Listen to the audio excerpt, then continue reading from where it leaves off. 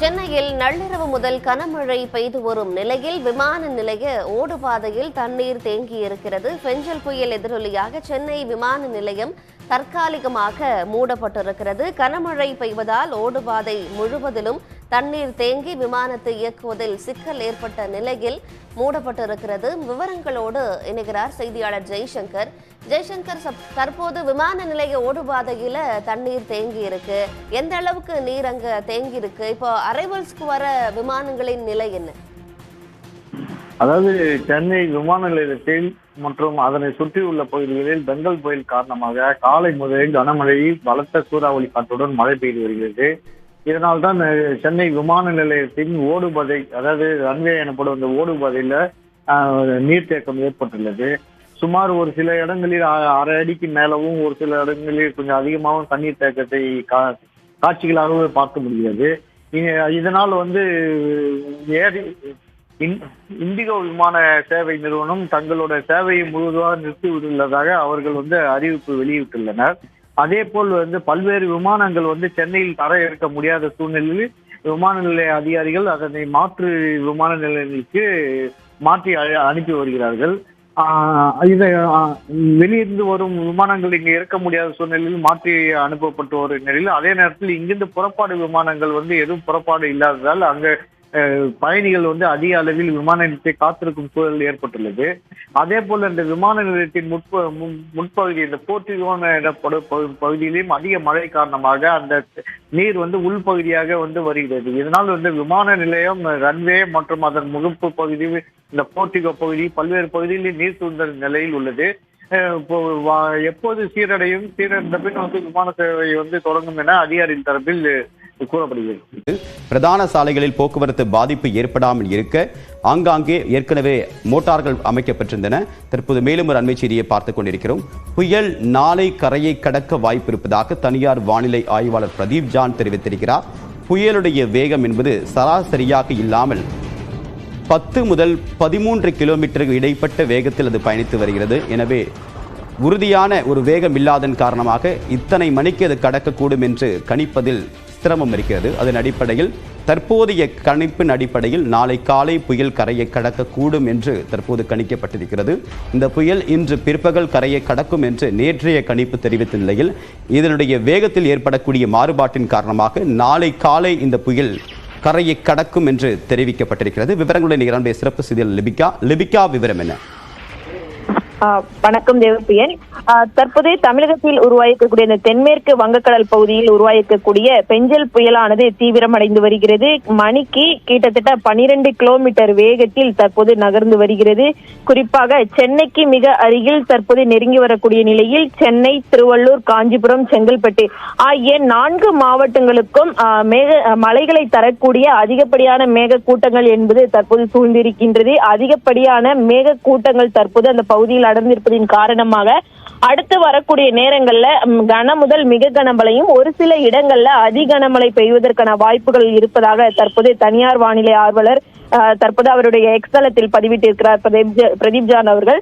தொடர்ச்சியாக தற்போது இன்று மாலை புயல் கரையை கடக்கும் என எதிர்பார்க்கப்பட்ட நிலையில் தற்போது இன்று இரவு முதல் நாளை அதிகாலை வரை புயல் கரையை கடக்கும் என தற்போது தெரிவித்திருக்கிறார். தொடர்ச்சியாக தற்போது அது நகரக்கூடிய புயலினுடைய நகரக்கூடிய வேகம் என்பது அதிகமாக இருந்தாலும் அதனுடைய புயலினுடைய அந்த கண் பகுதி, மையப்பகுதி என்று சொல்லக்கூடிய பகுதி தற்போது ஒரே இடத்தில் மையம் கொண்டிருப்பதின் காரணமாக புயல் கரையை கடப்பதற்கான நேரம் என்பது தற்போது தாமதமாகி வருகிறது. இன்று பிற்பகல் கரையை கடக்கும் என கணிக்கப்பட்டிருந்த நிலையில் தொடர்ச்சியாக நாளை புயல் கரையை கடக்கும் என தற்போது தனியார் வானிலை ஆர்வலர் பிரதீப் ஜான் அவருடைய எக்ஸ்தலத்தில் பதிவிட்டிருக்கிறார்.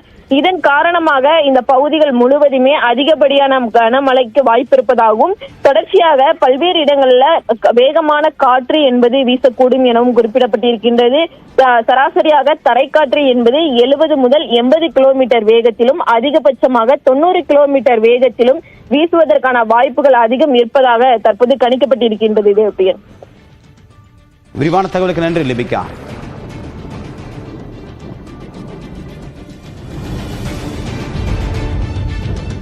பெஞ்சல் பெஞ்சல் புயல் காரணமா பள்ளிகளுக்கு தொடர்ந்து விடுமுறை விடப்பட்டு இருக்கு. விடுமுறை முடிந்து பள்ளிகள் திறக்கப்படும் பொழுது என்ன விஷயங்கள்லாம் நோட் பண்ணணும்னு நம்ம சொல்லியிருக்கோம். எப்போதுமே நம்ம வந்து ஒரு எஸ்ஓபி நம்ம கொடுத்துருக்கோமா, பொதுவாக மழை பெஞ்சு வந்தாலும் சரி, பொதுவாக விடுமுறை விட்டதுக்கு பிறகு பள்ளிக்கூடங்கள் திறப்பதாக இருந்தாலும் சரி, ஒரு பள்ளிக்கூடம் வந்து கிளாஸில் வந்து எங்கேயும் ஏதாச்சும் காம்பவுண்ட் சேர் வந்து இடிகிற மாதிரி இருந்துச்சுன்னா அது இமீடியட்டாக அதை நம்ம வந்து டெமாலிஷ் பண்ணுறதாக இருந்தாலும் சரி, தண்ணி தேங்காத வண்ணம் அந்த இடத்துலேருந்து பக்கத்தில் லோக்கல் இருக்க பிடிஓ ஆஃபீஸ் மூலமாக அந்த தண்ணியை மோட்டர் பம்ப் வச்சு எடுக்கிறதாக இருந்தாலும் சரி, ஏதாவது பக்கத்தில் பம்ப் ஏதாச்சும் ஓப்பனாக இருந்துச்சுன்னா அதை ப்ராப்பராக அதை க்ளோஸ் பண்ணி வச்சுருக்காங்களா அது சரி, இபி பாக்ஸு வந்து எந்த ஒரு ஷார்ட்டேஜும் இல்லாமல் ஷார்ட் சர்க்கியூட்டும் இல்லாமல் இபி பாக்ஸை பொறுத்த வரைக்கும் ப்ராப்பர் சரியான நிலையில் இருக்கின்றதா என்பதிலிருந்து எல்லா விதத்துலேயும் தண்ணி ஒழுகாத வண்ணம் பூச்சி கீச்சி வராமல் இருக்கிற அளவுக்கு எல்லாத்தையும் ப்ராப்பராக சுத்தம் பண்ணிட்டு தான் வந்து பள்ளிக்கூடத்தை திறக்க வேண்டும் என்று நாங்கள் ஒரு எஸ்ஓபியை போட்டிருக்கோம். அதில் பல்வேறு விதமான விஷயங்கள் இருக்குது.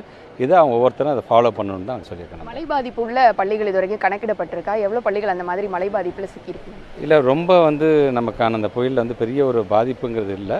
ஒரு சில இடத்துல இருக்கதான் சார் வல்னரபிள் ஏரியாஸ் ஒவ்வொரு தடையும் மழை பெய்யும் பொழுது தான் எங்கெல்லாம் தண்ணி நிற்குங்கிறது வந்து கண்டறியப்பட்டிருக்கின்றது. அது நான் ஏற்கனவே சொன்ன மாதிரி எஸ்ஓபிஸ் மூலம் அது ப்ராப்பராக எனக்கு வந்து க்ளீன் பண்ணிட்டு இருக்கேன். அது லோக்கல் பாடியோட சப்போர்ட் அதில் அதிகமாக இருக்குது. ஒரு பக்கம் விடுமுறை விட்டுருக்கோம், சில பள்ளிகள் தனியார் பள்ளிகள் நடத்தப்படுவதா தகவல் வருது. அதை மானிட்டர் பண்ணுறதுக்கு என்ன மாதிரி விஷயங்கள் பண்ணியிருக்கோம்? ஆன்லைன் வகுப்புகள் சொல்லி நேற்றே வந்து இப்போ டைரக்டர் ஆஃப் ப்ரைவேட் ஸ்கூலில் வந்து ஒரு சர்க்குலரே கொடுத்துருக்காங்க. அதை ஏற்று அந்த தனியார் பள்ளிக்கூடம் நீங்கள் எது தனியார் பள்ளியை மென்ஷன் பண்ணி அந்த தனியார் பள்ளியும் உடனடியாக வந்து அதுக்கு மறுப்பு தெரிவித்து இல்லை நாங்கள் பள்ளிக்கூடத்தை திறக்கல விடுமுறை அளித்திருக்கோம் என்று சொல்லியிருக்கிறார்கள். இந்த மாதிரியான காலகட்டத்தில் குறிப்பாக இந்த மாதிரி நேச்சுரல் கேலமிட்டிஸ் இருக்க காலகட்டத்தில் மாணவர்களுடைய சேஃப்டி தான் முக்கியம். அதுக்கப்புறமேட்டு தான் நம்ம மற்றதெல்லாம் பார்க்க வேண்டும் என்பதை நாங்களும் வலியுறுத்தி சொல்லியிருக்கோம். தேங்க்யூ. மாணவர்களின் நலன் கருதி பள்ளிக்கு விடுமுறை விடும் பொழுது விடுமுறை விட வேண்டும் என்ற அறிவுறுத்தல்கள் வழங்கப்பட்டுள்ளதாகவும், குறிப்பாக சேதமடைந்த கட்டிடங்கள் முழுமையாக சீர் செய்த பிறகுதான் பள்ளிகள் திறக்க வேண்டும் என பள்ளிக்கல்வித்துறை சார்பாக அறிவுறுத்தல் வழங்கப்பட்டுள்ளதாக பள்ளிக்கல்வித்துறை அமைச்சர் அன்பில் மகேஷ் பொய்யாமொழி தெரிவித்திருக்கிறார். புதிய தலைமுறைக்காக ஒளிப்பதிவாளர் சரவணகுமாருடன் திருச்சியிலிருந்து பிருந்தா ஸ்ரீகரிஷ்.